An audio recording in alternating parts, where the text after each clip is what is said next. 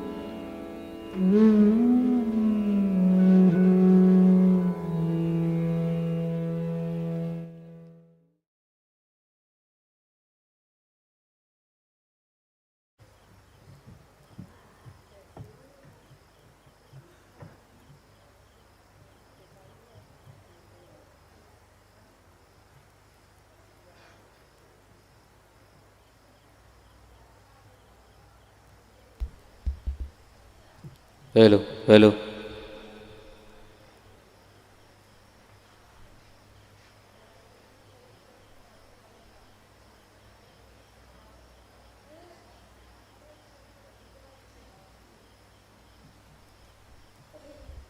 Hello hello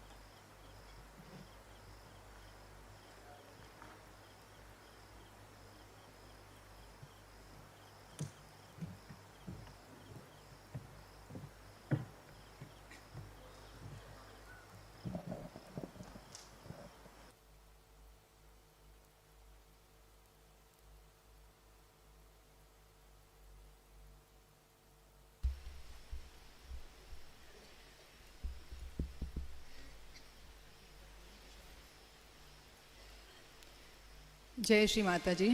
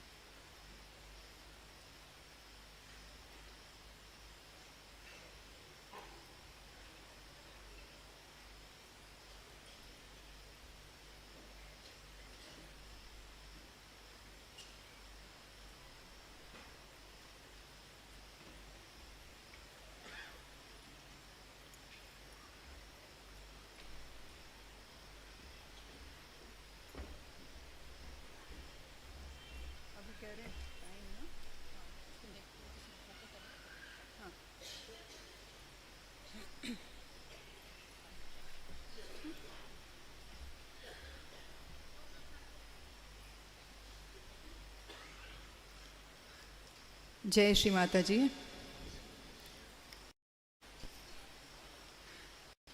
Shri Mata जी के श्री चरणों में प्रणाम करके बंधन लेंगे।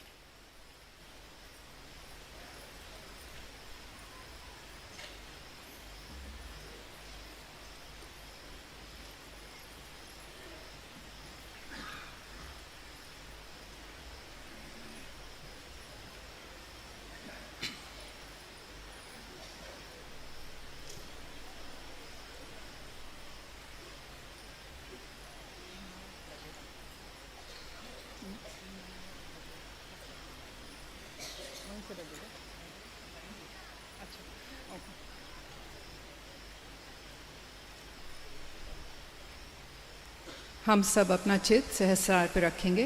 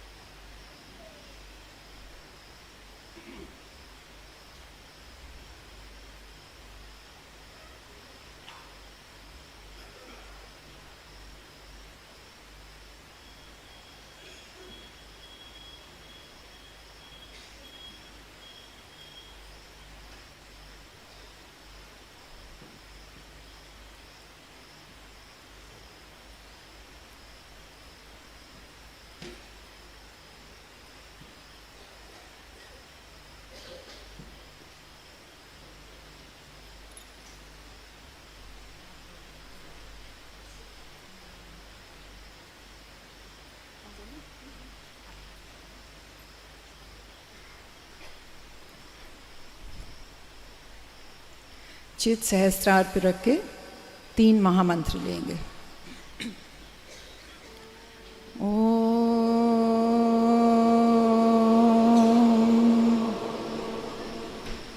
त्वमेव साक्षात् श्री महालक्ष्मी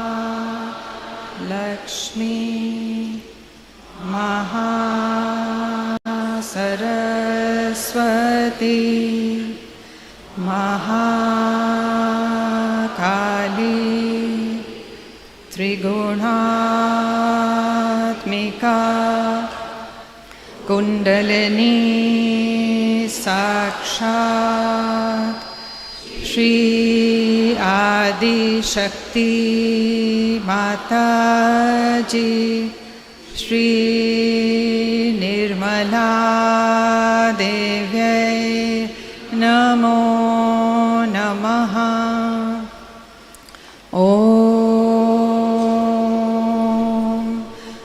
त्वमेव साक्षात् श्री कलकी साक्षात् श्री आदिशक्ति माताजी श्री निर्मला निर्मला देव्यै नमो नमः। ॐ त्वमेव साक्षात् श्रीकल्की साक्षात् श्रीसहस्रार स्वामिनी मोक्षप्रदायिनी माताजी श्री निर्मला देव्यै नमो नमः। ॐ त्वमेव साक्षात् श्री गणेश साक्षात् श्री आदिशक्ति माताजी श्री निर्मला देव्यै नमो नमः।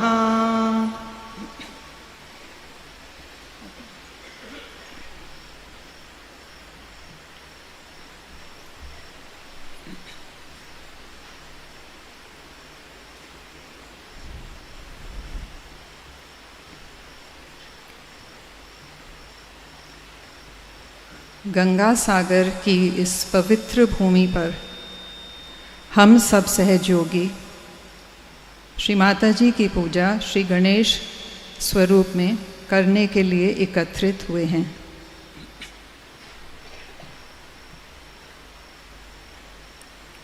गंगा सागर का बहुत महत्व है क्योंकि यही वो पवित्र स्थान है जहाँ से माँ गंगा श्री महादेव की जटा से निकल के महासागर में विलीन हो जाती हैं।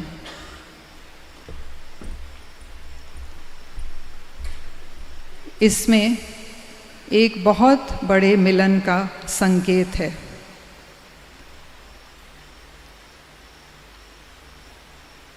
जैसे हमारी आत्मा का परमात्मा से मिलन, इस बूंद का सागर में विलीन हो जाना, हमारी कुंडलिनी माँ का परम चैतन्य में विलीन हो जाना,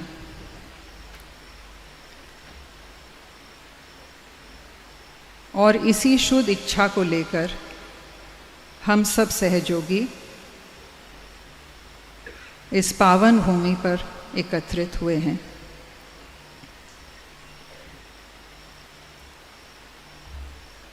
इस स्थान में वो वाइब्रेशंस हैं, ऊर्जा है, जिससे हमारा आध्यात्मिक उत्थान और तेज़ी से चल पड़ेगा।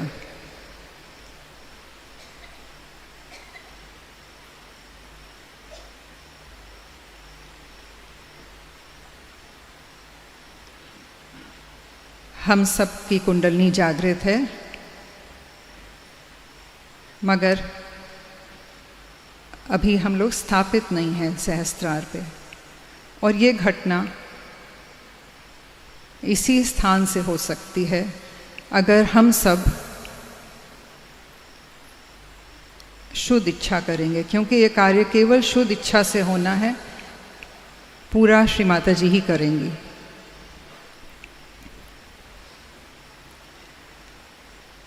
हम लोग सब मिलके अपना चित्त हृदय पे रखेंगे,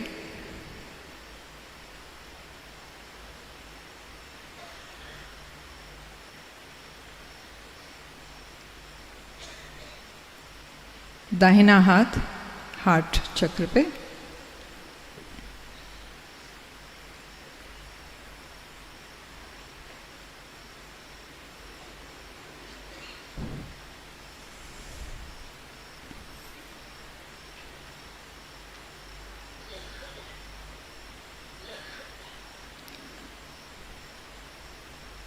श्री माता जी, हम सब सहयोगी आपके बच्चे, जिनको आपने अपने सहस्त्रार से जन्म दिया है,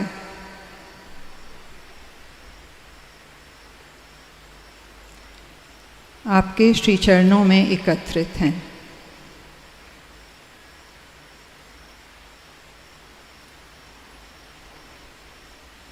हम सब की केवल एक ही शुद्ध इच्छा है,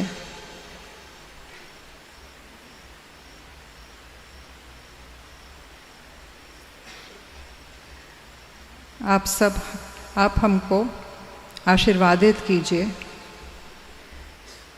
कि हमारा आत्म साक्षात्कार स्थापित हो जाए।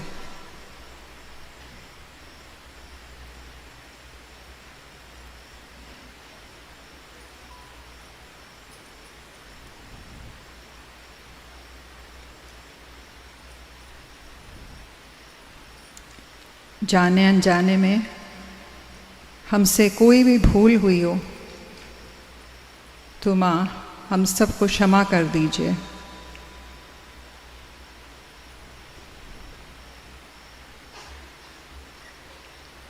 इस आत्मा को परमात्मा में विलीन कर दीजिए।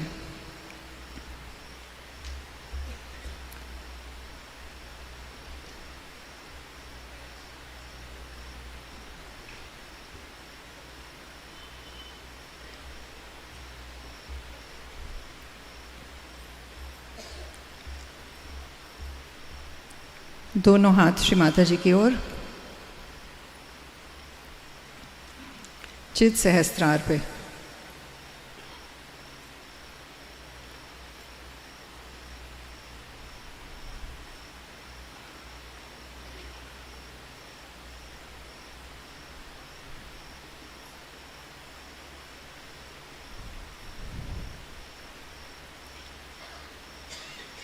श्री माता जी, हमारी प्रार्थना स्वीकार कर लीजिए।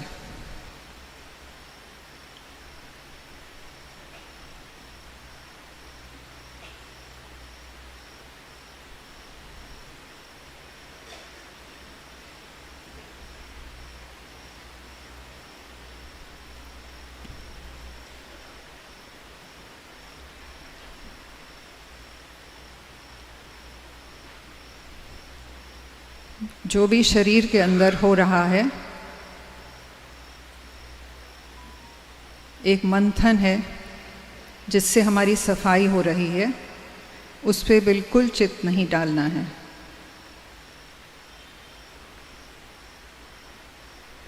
ये माँ का कार्य है, और अगर हम कोई भी प्रयास करते हैं तो हम माँ के कार्य में विघ्न डालेंगे। तो चित्त सहस्त्रार पे ही रखिए और साक्षी भाव से देखना है, जो भी हो रहा है होने दीजिए।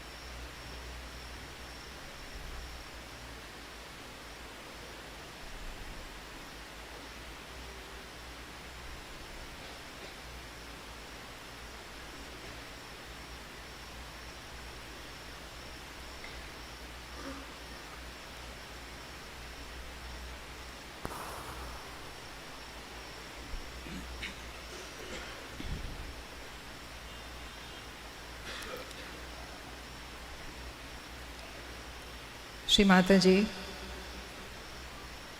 हमको पूर्ण सहयोगी बना दीजिए।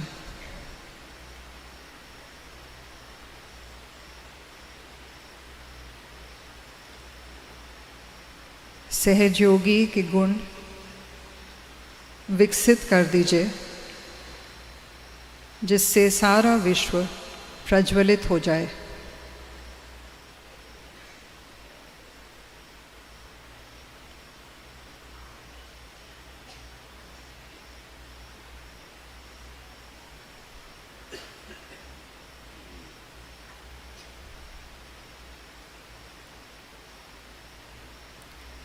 पूर्ण निर्विचारता में स्थापित कर दीजिए श्री माता जी।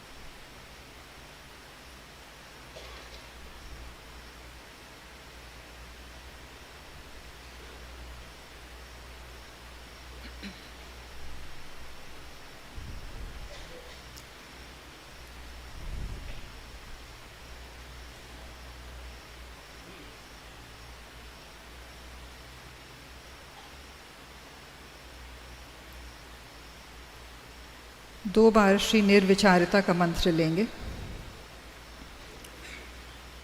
ओम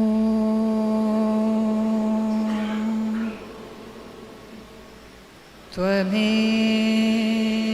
साक्षात् श्री निर्विचारिता साक्षात् श्री आदिशक्ति माता जी श्री निर्मला देव्यै नमो नमः। ओम त्वमेव साक्षात् श्री निर्विचारिता साक्षात् श्री आदिशक्ति माता जी श्री निर्मला देव्यै नमो नमः।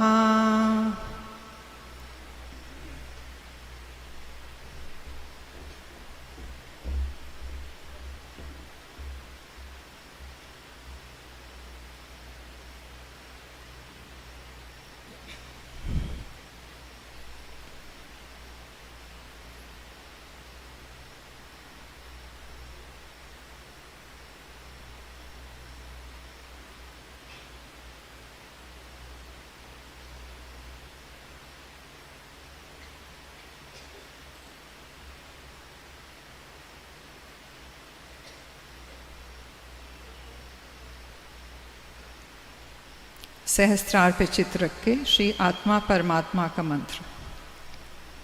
ओम त्वमेव साक्षात् श्री आत्मा परमात्मा साक्षात् श्री आदिशक्ति माता जी श्री निर्मला देव्यै नमो नमः।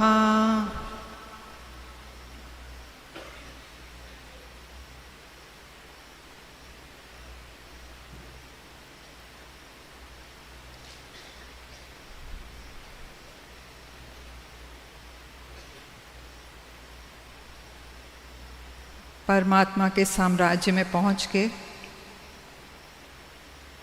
केवल शांति, केवल परम आनंद है।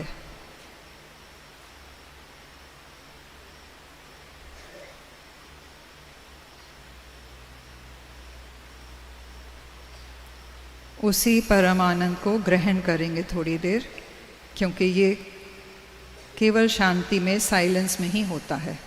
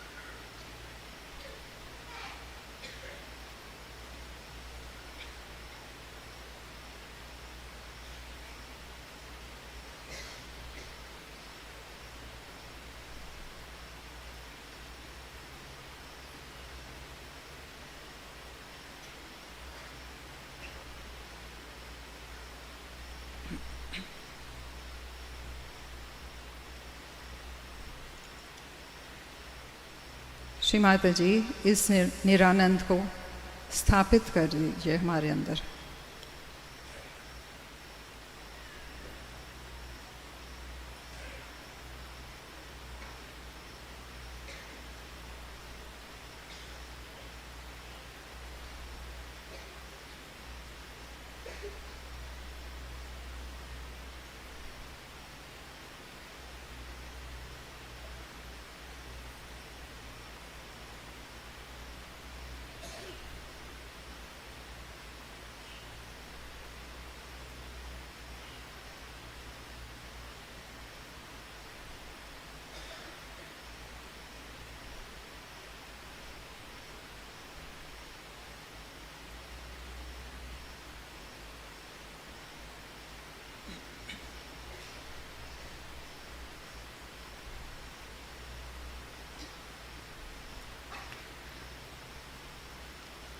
श्री माता जी आपका आशीर्वाद प्राप्त करके हम सब सहयोगी धन्य हुए।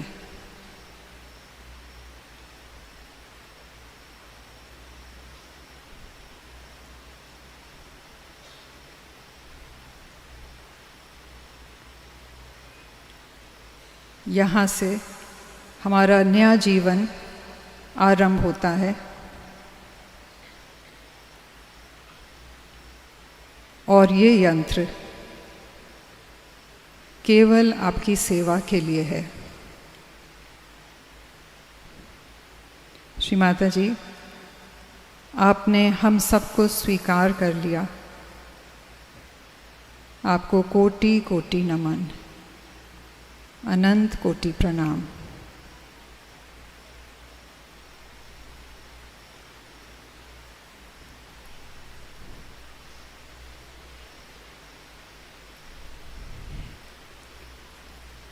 अब श्री माता जी की अमृतवाणी ग्रहण करेंगे।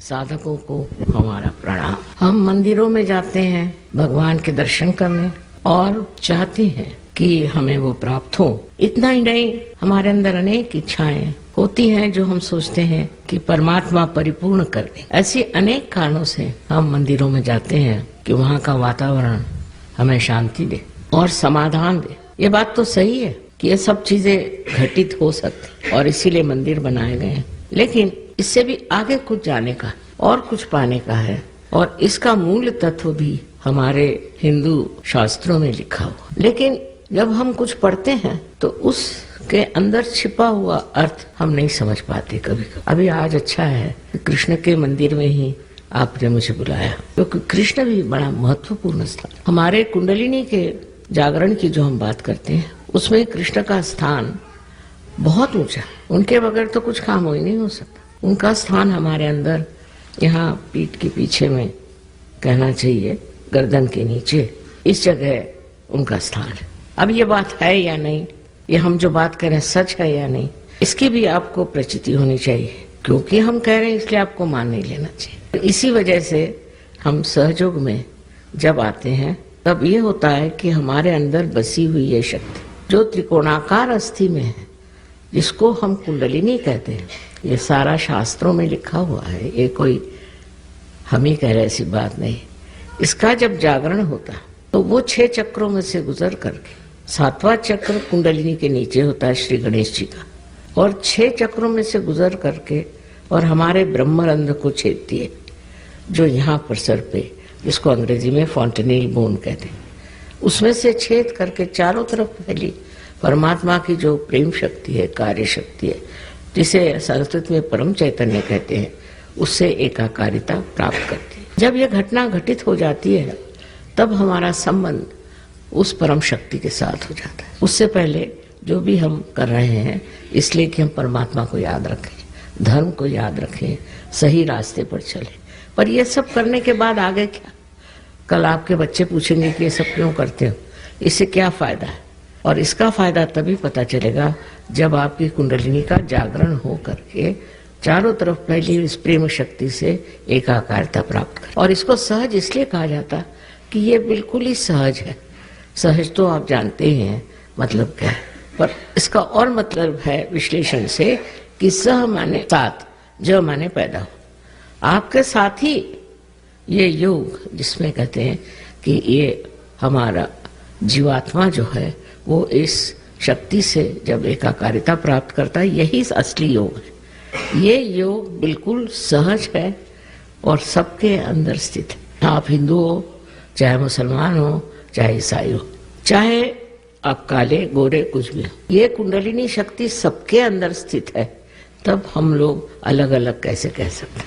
ये जरूर है कि हमारा भारतीय कल्चर बहुत ऊंचा है, इसमें कोई अपने संस्कृति की विशेषता और उस संस्कृति की वजह से हम लोग एक कायदे के तरीके से चलते हैं, पर तो भी उसका अंत जब तक हम नहीं प्राप्त करेंगे हमें सुख नहीं मिल सकता, आनंद नहीं मिल सकता, और जो कुछ भी हमें वचन दिए गए हैं वो हो नहीं सकता। इसका जागरण करना कोई कठिन काम नहीं था, लेकिन पहले जमाने में ऐसा देखा गया कि इस तरह की कोई प्रणाली थी, इस तरह की कोई परंपरा थी कि उस परंपरा के कारण एक इंसान को ही कोई जागरूक करता था, एक ही आदमी उस दशा में जाता था। मुझे लगता हो सकता है उस वक्त लोगों को ये भी डर हो कि कोई जागरूकतावस्था में चला जाए तो उसको सब लोग सताएंगे। आपने सुना होगा कि हमारे देश में जहाँ इतनी भारतीय संस्कृति है, किस तरह से हरेक अवतरण को भी और हरेक परमात्मा के भक्तों को भी, इतना ही नहीं पर संतों को भी लोगों ने बहुत सताया, और पता नहीं क्यों सताते थे, मेरी समझ ही नहीं आता है कि ऐसी सताने की जरूरत क्या थी, पर कुछ ऐसा हो जाता था स्वभावतः कि वो लोग संसार में रहने लायक नहीं रहते। आपने ज्ञानेश्वर जी के बारे में भी सुना होगा कि इनको इतना सताया कि 23 साल की उम्र में उन्होंने अपनी समाधि ले ली, जीते जागते 23 साल की उम्र में उन्होंने अपनी समाधि ले ली, इतना हम लोगों ने उन्हें सताया। उसके कारण ये थी कि मनुष्य समझ ही नहीं पाता था कि ये जो सूक्ष्म बात कहते हैं इसमें कोई अर्थ है, और इसलिए इस तरह की बहुत सी घटनाएं अपने देश में भी हुई कि लज्जाजनक है। हम लोगों ने संत साधुओं को बहुत सताया, बहुत छला, क्योंकि वो प्रेम में रत थे, उनका विश्वास तो था ही भयंकर जबरदस्त था, और वो प्रेम में रत रहते थे। इस वजह से शायद हो कि लोगों को अच्छा नहीं लगा। बहरहाल उसका कारण कुछ भी हो, बात एक कहने की ये है कि हमें भी उस चीज को प्राप्त कर लेना चाहिए। आज समाज में सहयोग 72 देशों में चल रहा है, तो ऐसी कोई समस्या खड़ी नहीं होगी जब आप संत हो जाएंगे तो आपको कोई तकलीफ होगी। पर संत होने के लिए कोई चीज छोड़ना छाड़ना ये गलत बात है, कि जैसे बुद्ध धर्म आने पर लोगों ने ये शुरू करी चीज, लेकिन तब आदि शंकराचार्य 6ठी शताब्दी में आए और उन्होंने कहा सब बेकार चीजें। खुद उन्होंने संन्यास लिया था क्योंकि उन्हें कार्य करना था, पर उन्होंने कहा इस तरह का संन्यास लेना, इस तरह कपड़े पहनना, इसलिए जो बुद्ध मार्ग है वो सब गलत है। आप अपने ही घर में बैठ के अपने ही हालत में इसको प्राप्त कर सकते हैं। उन्होंने सबसे ज्यादा सहयोग पर लिखा, और उन्होंने ये कहा कि जब आप इसको प्राप्त करते हैं, जब आपके अंदर ये घटना घटित होती है, तो ठंडी ठंडी आवाज सलीलम सलीलम, ये शब्द उन्होंने लगाया, और इस तरह से उन्होंने कहा कि हमारे अंदर इस तरह से ये घटित होने के बाद धीरे धीरे सलीलम सलीलम ये परमात्मा की जो चैतन्य शक्ति है अंदर बहना शुरू हो जाती है। सबसे ज्यादा आदि शंकराचार्य जिन्होंने कि अपने हिंदू धर्म को स्थापित किया, फिर से स्थापित किया, उन्होंने इस पर इतना कुछ लिखा, पर कोई विचार ही नहीं करता, उधर ध्यान नहीं देता। और उन्होंने ये जो हम जिसे अंग्रेजी में वे लोग वाइब्रेशंस कहते हैं, उसको स्पंद शब्द लगाया, स्पंद। हृदय में स्पंद होता है ना, हृदय का स्पंद, ऐसे ही उनका ये स्पंद हाथ से बहता है। ये सब घटित होना चाहिए अगर हम उनको मानते हैं तो, और अगर हम हिंदू धर्म को मानते हैं तो आदि शंकराचार्य को पहले मानना चाहिए। वो बड़े भारी देवी भक्त थे, ये तो बात है, और हम लोग सभी देवी भक्त हैं। और इसकी वजह ये हुई मेरे ख्याल के उसके बाद किसी ने इधर ध्यान ही नहीं दिया, किसी ने कहा नहीं, और दुनिया भर की चीजें कहना शुरू कर दी कि कुंडलिनी के जागरण से ये नुकसान होता है, वो नुकसान होता है, ये तकलीफ होती, वो तकलीफ होती। ये बिल्कुल झूठ, सरासर झूठ बात। ऐसे कुछ नहीं होता। जिस परमात्मा ने आपको बनाया, मनुष्य बनाया, उनकी खुद की इच्छा है कि आप इसको प्राप्त करें। और ये आपकी स्वयं की माँ, अपनी अकेली माँ है, आपकी माँ है और आपके बारे में सब कुछ जानती है। आपसे कुछ गलतियां भी हुई होंगी, आप में कुछ आकांक्षाएं रही होंगी, आप चाहते होंगे कि हम ये बन जाए, कुछ स्वप्न रहे होंगे, उनको पूरित करने के लिए ये लालायित है कि आपको अपना दूसरा जन्म प्राप्त हो और ये देना चाहती है। वो आपको कैसे तकलीफ देगी? जब आप पैदा हुए थे तो सारी तकलीफें तो माँ ने ही उठाई थी, आपने कुछ उठाई थी क्या? इस तरह की गलत सलत बातें, धारणाएं फैला करके लोगों को और भी वंचित कर दिया, हटा दिया गया कि असलियत के। ये सही है कि मेरा जन्म एक ईसाई धर्म में हुआ था और शालीवाहन के हम वंशज हैं। वो किसी कारण से वो लोग ईसाई हो गए थे, लेकिन मेरे माँ और बाप दोनों भी संस्कृत के बड़े भारी विद्वान थे और उन्होंने इस पर बहुत कुछ विचारणा की थी। उनका कोई धर्म छोड़ने की बात ही नहीं है। असल में बात ये कि जो धर्म का बड़ा धर्म है, जिसे हम स्वधर्म, शिवाजी महाराज ने कहा था कि अपना स्वधर्म बढ़ाइए, स्वधर्म बढ़ाइए। स्व क्या? स्व आपकी आत्मा है और उसका धर्म बढ़ाने को शिवाजी महाराज कह गए थे। उस स्वधर्म की बात ही हमारे माता पिता ने कहा था कि सबका स्वधर्म बढ़ाओ। उसमें ये सब चीजें कि हम ये हैं, हम वो हैं, वो खत्म होके हम विश्वव्यापी हो जाते। हम विश्वव्यापी हैं। हमें किसी ने ये नहीं बताया कि आप सीमित रहें। हम विश्वव्यापी होने की बात जो है, ये सब हमारे घर में हमारे माँ बाप ने ही पहले में कहा था और उन्हें मालूम था कि मेरा जन्म किस लिए हुआ और ये कहा था कि जब तक तुम ये कार्य नहीं करोगे, और बड़े पैमाने पर होना चाहिए, मासिस में होना चाहिए, एक आदमी को पार करने से कोई फायदा नहीं। जब ये कार्य तुम कर लोगी तभी तुम इस पर बात करो, नहीं तो दूसरी गीता हो जाएगी, किसी की खोपड़ी में नहीं जाएगी, नहीं तो दूसरे कुरान हो जाएगा और सब भलती सलती चीजें करने लग जाएंगे, इधर उधर दौड़ने लगेंगे। तो इस वजह से उन्होंने कहा था कि इसमें अगर प्रामाणिकता रखनी है तो पहले चाहिए कि आप इस चीज को प्राप्त करें, इस चीज का पता लगाएं कि एक कुंडलिनी के जागरण का जो कार्य है वो एक इंसान में न होते हजारों में हो जाना चाहिए। अब तो सालों तक, मेरे 47 साल की उम्र तक मैं इसी की खोज करती रही कि मानव में क्या खराबी है, क्यों मानव नहीं प्राप्त कर सकता, हर एक आदमी में क्या प्रकार। मेरे फादर पुराने बहुत देशभक्त थे और उनका संबंध बहुत सारे लोगों से आता था।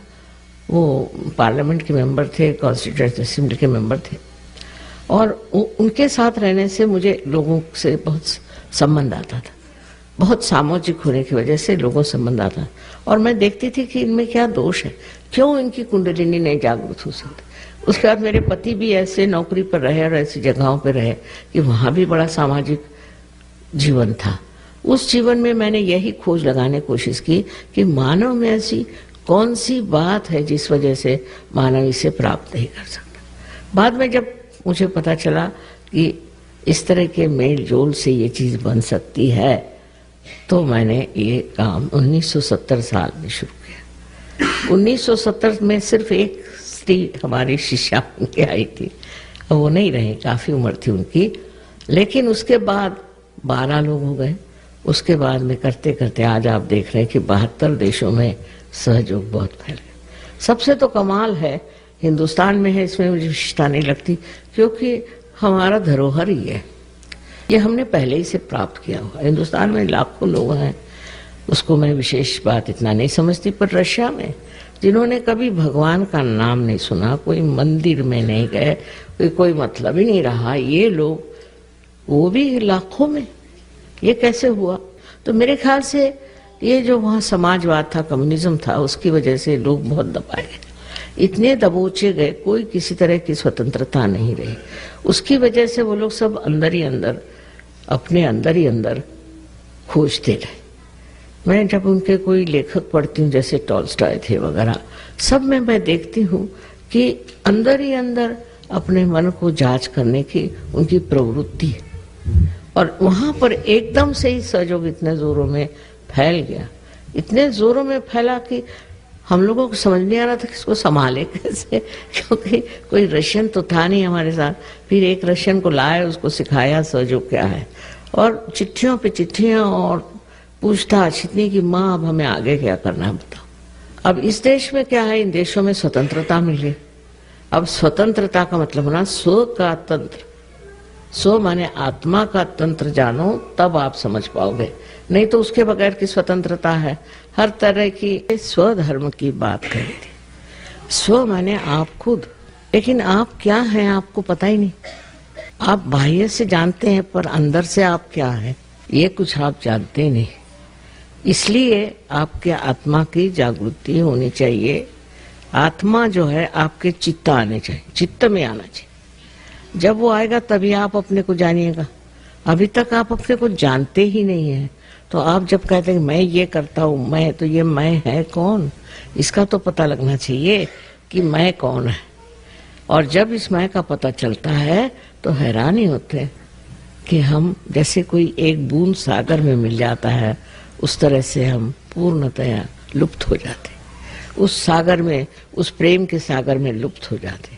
और वही सागर, वही परम चैतन्य हमें सब कुछ देता है। हमारी सब आकांक्षाएं पूरी हो जाती हैं, हमारे सब जिसको कहते हैं प्रश्न है वो सब छूट जाते हैं। ये करने की उन्हीं में शक्ति है। हमारे अंदर शक्ति नहीं, हम तो सोच सोच के पगला जाएंगे, कार्य नहीं होता। हर तरह की चीज उसमें ठीक होती। आपको अब जैसे बहुत सी चीजें हैं, अब जैसे सामने श्री कृष्ण का वो समय है जबकि उन्होंने युद्ध में क्या बात करी थी गीता, उसको भी समझने के लिए मेरे ख्याल से जब तक आपका स्वधर्म जागृत नहीं होगा आप समझ नहीं पाए। पहली बात है कि कृष्ण ने कहा भक्ति में कि पुष्पम फलम तोयम, तुम कुछ भी हमें दो तो वो हम स्वीकार कर लें। और देखिए शब्दों में खेले, क्योंकि जरा वो जानते थे कि मनुष्य महामूर्ख है तो उसको शब्दों में खिलाना चाहिए। मेरे जैसे सीधी सादी बात नहीं करते थे, जरा गोल घुमा के करते थे। तो कहते कि मिलेगा क्या, मिलेगा तब जब आप में अनन्य भक्ति हो। अब बता, अनन्य शब्द पे खेल गए। वो साधारण मनुष्य नहीं समझ सकता अनन्य खेल क्या होता। अनन्य ऐसा है जब दूसरा नहीं रह जाए। अनन्य माने परमेश्वर से जब आपकी एकाकारिता स्थापित, उस अनन्यता में ही तुम्हें भक्ति फलीभूत हो। नहीं तो आप गा रहे हैं, चीख रहे हैं, चिल्ला रहे हैं, सुनने वाला कोई नहीं, कनेक्शन ही नहीं हो। तो ये संबंध, ये योग हुए बगैर अनन्य भक्ति नहीं हो। फिर दूसरा खेल वो खेल गए कि कर्मण्येवाधिकारस्ते, तुम कर्म करते रहो और फल की आशा नहीं करो। कर्म करते रहो, कर्म करते रहो, तो एक स्थान पे आप पहुंचकर आपको लगेगा कि मैं कर्म ही कर रहा हूं और कुछ उसका मुझे समझ में नहीं आ रही है क्या। जब आप परास्त हो जाएंगे तब फिर सोचेंगे क्या बात है। तब सोच विचार आएगा कि भाई क्या बात है, मैं तो कर्म कर रहा हूं और फल की अपेक्षा नहीं कर रहा हूं। अब ये बात सोच लेना कि मैं फल की अपेक्षा नहीं कर रहा हूं अशक्य है।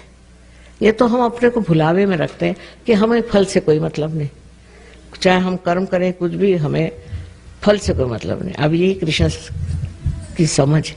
श्री कृष्ण की समझ जो है उस हिसाब से कि मनुष्य जो है उसको सीधे साधे नहीं समझाना चाहिए, उल्टे समझाओ कि हाँ तुम फल की अपेक्षा नहीं करते हो, कर्म करो। ऐसा कर्म कर ही नहीं सकता मनुष्य। जब भी कोई कर्म करेगा तो फल की अपेक्षा ही करेगा। ऐसा भी कोई मनुष्य है जो फल की अपेक्षा नहीं करता। तो इस तरह से इस चक्कर में रहने के बाद उसकी समझ में आएगा कि मैं तो फल की अपेक्षा कर ही रहा हूं, तो फिर ये क्या कृष्ण ने कहा। तो उसका मतलब है आपको उस स्थिति में जाना चाहिए और उस स्थिति में अपने को प्राप्त करना चाहिए जहां फल करो, कर्म करो तो फल की कोई अपेक्षा ही नहीं होती। ऐसी स्थिति आनी चाहिए। इतना साफ साफ उन्होंने भक्ति मार्ग और कर्म मार्ग को अपने इसमें समझाया। लेकिन उसकी जो बात है वो तभी समझ सकते हैं कि जब उसके अक्षरों के बीच हम पढ़ सकें कि श्री कृष्ण क्या करें। इस तरह से दोनों तरफ नचाने के बाद, तो नाच नचैया बहुत थे, सब नचाते ही रहे सबको तो उसके बाद उनका फिर उन्होंने शुरू में ही कह डाला कि तुम जिस स्थिति में हो उससे दूसरी स्थिति में जाना चाहिए और उस स्थिति में आपको ना सुख न दुख न कुछ नहीं। अब ये स्थिति प्राप्त कैसी, ये बात नहीं करी उन्होंने। उस समय नहीं था या वक्त नहीं, उस वक्त कोई समझता नहीं। ये साफ साफ बात उन्होंने कही। ये ज्ञानेश्वर जी ने ज्ञानेश्वरी में अपने 6ठे अध्याय में साफ साफ कहा कि इसके करने के लिए आपके अंदर कुंडलिनी की शक्ति, और जब ये कुंडलिनी जागृत होगी तभी आप उस दशा में पहुंचेंगे जिसे श्री कृष्ण ने स्थितप्रज्ञ स्थिति कही। स्थितप्रज्ञ स्थिति किसी भी से नहीं आ सकती, क्षण भर जरूर आपको लगेगा, लेकिन कभी भी ये स्थिति नहीं आ सकती। तो उनकी, आप सोचते हैं उनको इतना छला, इतना सताया कि 23 साल में उन्होंने कहा कि भागो बाबा, ये पागल लोग, इनका क्या ठिकाना है। तो उन्होंने समाधि ले ली। 23 साल की उम्र में ज्ञानेश्वरी लिखे। सोचिए क्या बुद्धिमान होंगे। साक्षात जैसे कहना चाहिए कि सरस्वती उनके अंदर से बरस रही थी। उन ज्ञानेश्वर जी ने अपने गुरु, उनके भाई थे खुद, उनसे आज्ञा ली कि मुझे कम से कम कुंडलिनी के बारे में लिखने तो दो, क्योंकि ये था कि ये ज्ञान आप सिर्फ एक ही आदमी को हजारों में से चुन के दे सकते थे। तो कहने लिखने तो दो, कम से कम उससे मुझे फायदा ही होगा, क्योंकि आज मैं जब कुंडलिनी की बात करती तो लोग ऐसा नहीं कहते कि ये हिंदू धर्म में कहा। अब कृष्ण जी ने तो गोल घुमा के कर दिए, तो मैं किसका सहारा लेती। ज्ञानेश्वर जी को जब मैंने कहा कि 6 चैप्टर में लिखा हुआ है, पढ़ो, कुंडलिनी ही ये शक्ति कार्य कर सकती, तब हैरान हो गए कि हाँ लिखा तो है। इसीलिए महाराष्ट्र में लोगों की खोपड़ी में बात गई कि लिखा है, पर उन्होंने क्यों, कबीर दास जी ने लिखा है, पर वो जैसे कि पद्य में लिखा है, तो सारी बातें उन्होंने कुंडलिनी की लिखी है। आपको आश्चर्य होगा कि इतना साफ उन्होंने लिखा है कि शून्य शिखर पर अनहद बाजी रे। अनहद माने वही स्पंद, शून्य शिखर पर, यानी इस जगह से अनहद निकलता है। ये उन्होंने साफ साफ लिख दिया, पर कबीर को तो कोई समझता ही नहीं मेरे ख्याल से। ईड़ा पिंगला सुख मन नाड़ी रे, ये जो 3 नाड़ियां हैं, इसका वर्णन इतना सुंदर दिया उन्होंने। पर वो कुछ तो भी कहते वक्त को काव्य में कुछ समझा कर कहते थे। जैसे उन्होंने कहा कि सैया निकस गए मैं ना लड़ी थी, तो हमारे लखनऊ वाले सोचते सैया माने प्रिय कर, क्षमा। लखनऊ में लोग बहुत दिलफेक बहादुर है, और उन्होंने सोचा कि इसका तो मतलब माँ होता है कि हमारे प्रिय कर चले गए। मैंने कहा आपको यही दिखाई गया, कबीर जी को इसकी अकल कहाँ से होगी कि अपने प्रिय कर चले गए। उन्होंने इसलिए कहा कि मेरी जिंदगी चली, मैं ना लड़ी। जब मेरी मृत्यु आई तो मैं लड़ी नहीं। इतना उन्होंने मृत्यु पर लिखा था। और आगे का ये लिखा है, चदरा ओढ़ के पलंगा पड़ी थी। साफ साफ उन्होंने लिखा, पर लोगों के समझ में नहीं आता। अब उसको प्रिय कर समझ रहे हैं। जब पहली चीज गलत गई तो सारी चीज गलत गई। और उन्होंने गोल घुमा घुमा करके लिखा, क्योंकि मनुष्य अगर कहे कि मृत्यु के समय में तो कोई पढ़ेगा ही नहीं। मनुष्य को लोग बहुत समझते थे, और इसलिए सबने ऐसे ही गोल गोल घुमा करके बात कही, सीधे करी नहीं, क्योंकि सीधे करने पे लोग मुंह मोड़ लेते। लेकिन मैं तो माँ हूं, माँ से कोई मुंह नहीं मोड़ता। और प्यार की जब आप वर्षा होती है तो कोई बुरा नहीं मानता। जो भी बात कहें आपके भलाई के लिए और अच्छाई के लिए। इस तरह से श्री कृष्ण के बड़े उपकार हैं मेरे ऊपर भी। उन्होंने इस तरह से लोगों को समझा दिया कि वो इस पर बैठे रहे। पहले ही चैप्टर में देखिए, कोई दुकानदार होता सबसे पहले अच्छी बात नहीं बताएगा, सबसे पहले सबसे हल्का दाम, फिर उससे अच्छा, फिर उससे अच्छा। लेकिन वो दुकानदार नहीं थे, तो उन सबसे पहले बताता कि स्थितप्रज्ञ हो जाए, स्थितप्रज्ञ हो जाइए। होंगे कैसे, इस पर उन्होंने जो विश्लेषण किया है वो भी बड़ा मजेदार है। अब मैंने इसमें यही सोचा कि मनुष्य को सीधे सीधे सादी बात करो, और अगर आप उनको जागरण ही दे दो तो फिर उसके बाद बात ही क्या होनी, फिर उसके बाद कोई सवाल नहीं। अब कल भी वहाँ बहुत से लोग थे, हिंदुस्तानी खासकर, बहुत मुझसे सवाल पूछ रहे थे। पढ़े लिखे होंगे, कुछ थोड़ा बहुत जानते भी होंगे, तो हिंदुस्तानी ज्यादा सवाल पूछ रहे थे, और यहाँ के लोग नहीं, यहाँ के चुपचाप बैठे सुन रहे थे कि माँ क्या। जब उन्होंने सवाल पूछा, सब खत्म हुआ, मैंने कहा अब लोग जाने लगे, अब सवाल बंद करिए। तब सवाल बंद हुआ, और तब जागरण का कार्य हुआ। तो ये सवाल जवाब की बात नहीं है, ये पाने की बात है। आप मंदिर में आए, आपने सब कुछ किया, इतना सुंदर बनाया मंदिर, सब कुछ है, लेकिन आपने प्राप्त किया क्या? स्थितप्रज्ञता नहीं प्राप्त। इस चीज को समझ लेना चाहिए। तो इसमें मंदिर का दोष नहीं है, आपका दोष है।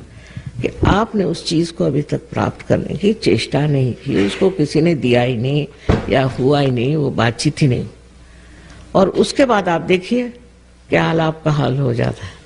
अभी यहाँ पर बहुत सारे हिंदुस्तानी आए हुए हैं और हमारे यहाँ बहुत से सहयोगी भी हिंदुस्तानी हैं।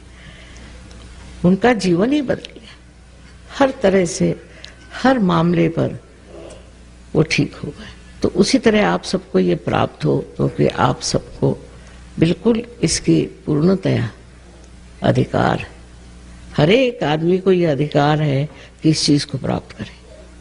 ये कोई एक के लिए नहीं, सारे संसार के लिए परमात्मा ने कुंडलिनी बनाई हुई है और सबको अधिकार है कि इस कुंडलिनी का जागरण प्राप्त करें।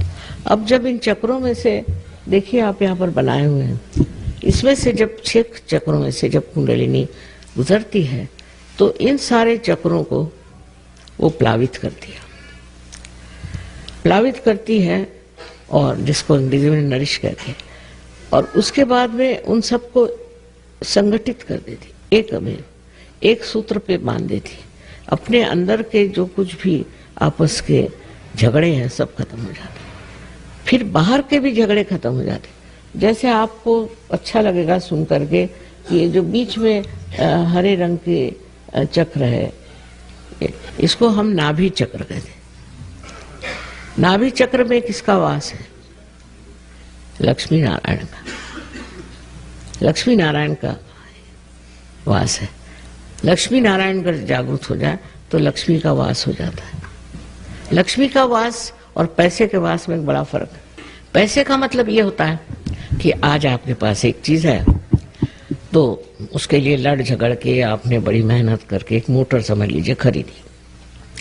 मोटर घर में आई लेकिन संतोष नहीं आया, समाधान नहीं आया। अब आप कहते हैं घर बनाओ, फिर आपने मेहनत करके घर बनाया, उससे भी समाधान नहीं है। और सारा आज का जो अर्थशास्त्र है, इकोनॉमिक्स है, वो सारा इसी एक प्रिंसिपल पे है कि मनुष्य कभी किसी भी चीज से समाधान ही नहीं होता, उसको भगाते रहो। आज ये खरीद तो कल वो खरीद, तो कल वो खरीद, तो भी जो खरीदता है, इतनी मेहनत करता है, इतना पैसा लगाता, उसका समाधान नहीं प्राप्त होता। ये क्या बात है? जब आपने जिस चीज के लिए इतनी मेहनत की, उसका कम से कम एक क्षण बैठ के समाधान तो लो, वो नहीं मिलता।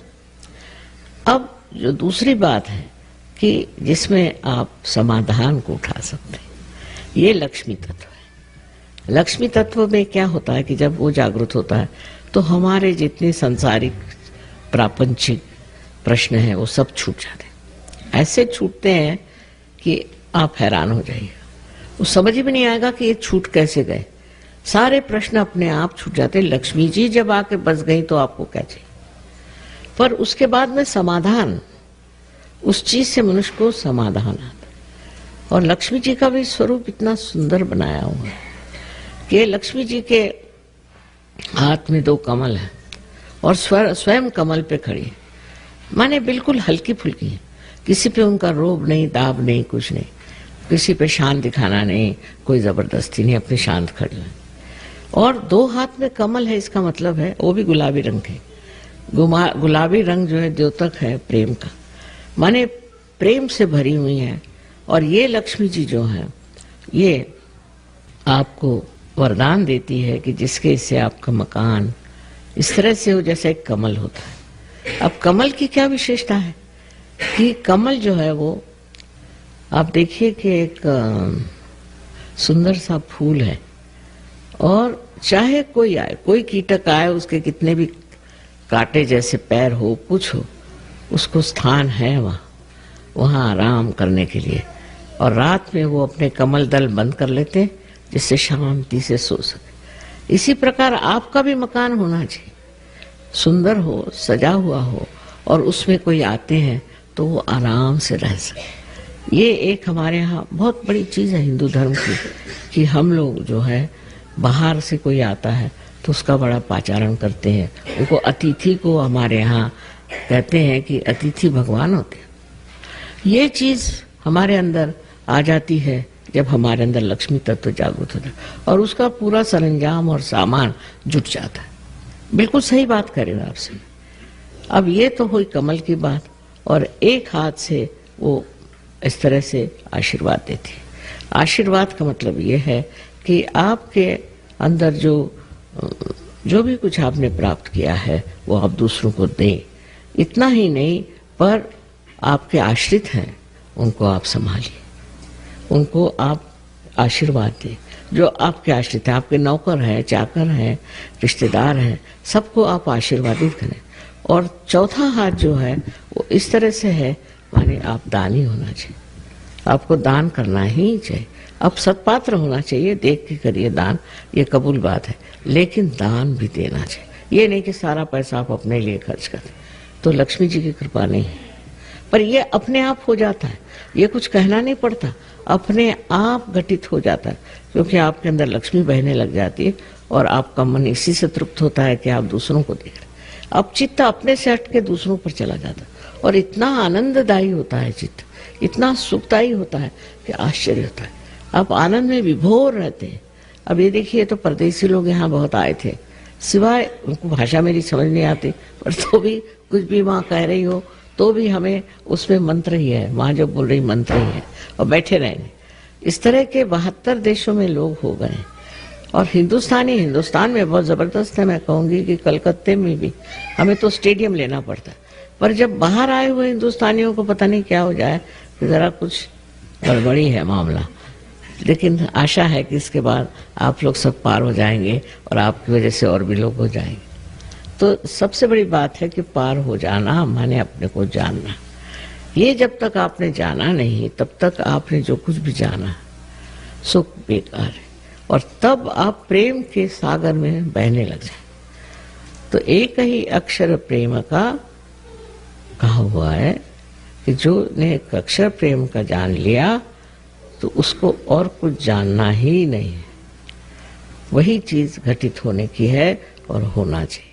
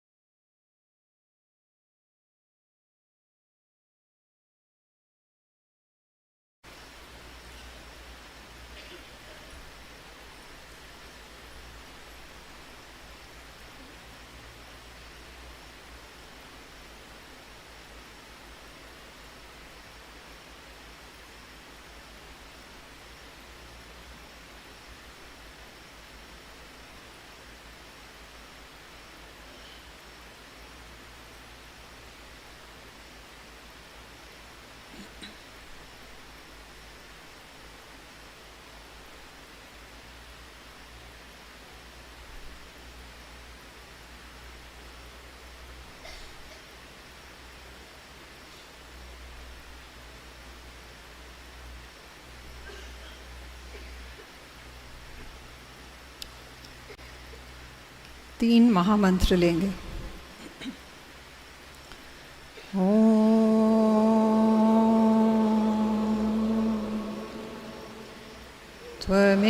त्वमेव साक्षात् श्री महालक्ष्मी महासरस्वती महाकाली त्रिगुणात्मिका कुंडलिनी साक्षात् श्री आदिशक्ति माताजी श्री निर्मला देव्यै नमो नमः। ॐ त्वमेव साक्षात् श्री कल्की साक्षात् श्री आदिशक्ति माताजी श्री निर्मला देव्यै नमो नमः। ॐ त्वमेव साक्षात् श्री कल्की साक्षात् श्री सहस्रार स्वामिनी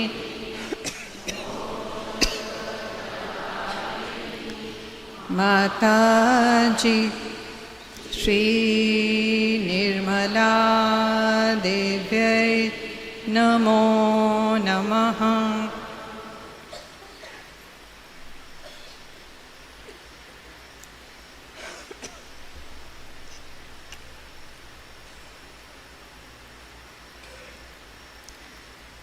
प्रणाम करके बंधन लेंगे।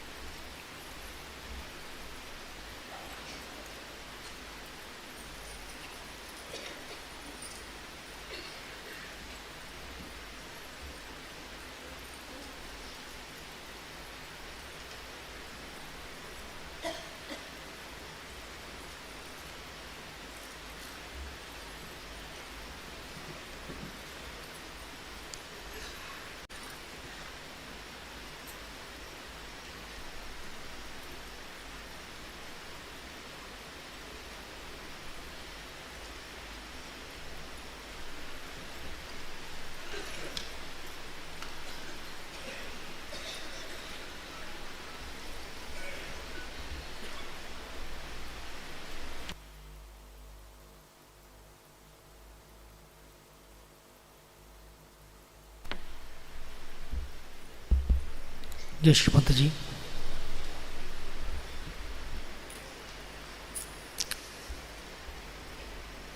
अभी जो कार्यसूची है, जो प्रोग्राम है अभी का, फुर्सत है, उसके बाद ब्रेकफास्ट, सुबह का सेशन है 10 बजे से 10 AM से सुबह 10 बजे से सुबह का प्रोग्राम है। आज जो माँ का जो पूजा है, श्री गणेश की पूजा शाम को 5 बजे से है।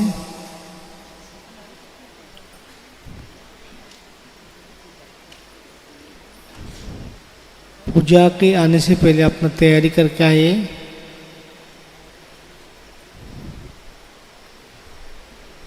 अभी हम सभी लोग फुटसुक के लिए जाएंगे, सावधानी बरतेंगे। उसके बाद ब्रेकफास्ट के बाद सुबह 10 बजे से आज का मॉर्निंग सेशन शुरू होंगे। जय श्री माता जी।